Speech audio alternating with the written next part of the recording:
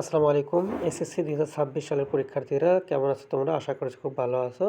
তো তোমাদের গণিত পরীক্ষার জন্য কী ক্যালকুলেটর ব্যবহার করা যাবে এবং কী ক্যালকুলেটরকে ব্যবহার করা যাবে না, এই প্রসঙ্গে বোর্ড থেকে একটা নোটিশ এসেছে। আমরা সেই নোটিশটি দেখব। অবশ্যই আগামী রবিবার যেহেতু তোমাদের গণিত পরীক্ষা, তো অবশ্যই এই বিষয়গুলো জেনে নেওয়া দরকার। পাশাপাশি যেহেতু ক্যালকুলেটর দিয়ে তোমাদের গুরুত্বপূর্ণ ১২ থেকে ১৫টি বা তারও বেশি এমসিকিউ করা যায়, সেজন্য ক্যালকুলেটরের ট্রিক্স এবং টেকনিকগুলো তোমাদের জেনে নেওয়া দরকার। পাশাপাশি এই সংক্রান্ত আমাদের যে ভিডিও, এটা আমাদের চ্যানেলে দেওয়া আছে। তোমরা চাইলে ক্যালকুলেটর হ্যাকস অর্থাৎ ক্যালকুলেটর দিয়ে কীভাবে গণিতের গুরুত্বপূর্ণ বীজগণিতের মান নির্ণয়, সূচক, লগারিদম এবং সেই সঙ্গে ত্রিকোণমিতি অনুপাতগুলো নির্ণয় করা যায়, সেই সংক্রান্ত আমাদের ভিডিও দেওয়া আছে। তোমরা চাইলে এখান থেকে আমাদের চ্যানেল থেকে দেখে নিতে পারো।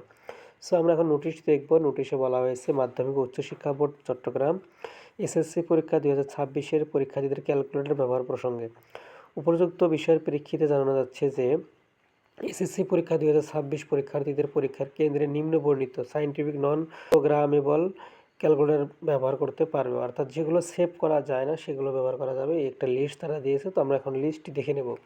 তো এখানে লিস্টে খেয়াল করো, FX82 ms, FX100 ms, FX570 ms, FX991 ms। তো এই জাতীয় 8টি ক্যালকুলেটরের লিস্ট এখানে দেওয়া আছে।